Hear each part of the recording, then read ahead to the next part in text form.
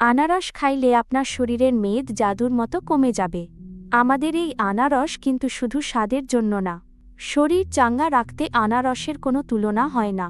এই ফলে আছে প্রচুর ভিটামিন সি আর ক্যালসিয়াম।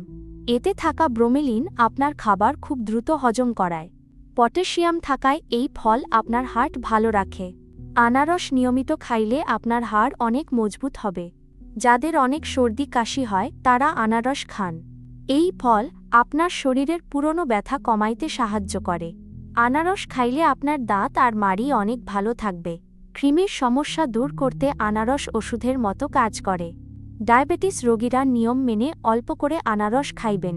আপনার চোখ ভালো রাখতে আনারস অনেক সাহায্য করে। এই ফল আপনার গায়ের চামড়া অনেক টানটান রাখে। আনারস সবসময় দুপুরে খাওয়ার চেষ্টা করবেন ভাই। খালি পেটে আনারস খাইলে আপনার পেট খারাপ হইতে পারে। দিনে 2 থেকে 3 পিস আনারস খাওয়া একদম ঠিক।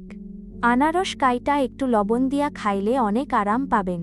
দুধ আর আনারস একসাথে খাওয়া থেকে দূরে থাকবেন। সুস্থ থাকতে আজই বাজার থেকে টাটকা আনারস নিয়ে যান। ভিডিওটা ভালো লাগলে আপনার আপনজনদের সাথে শেয়ার করেন।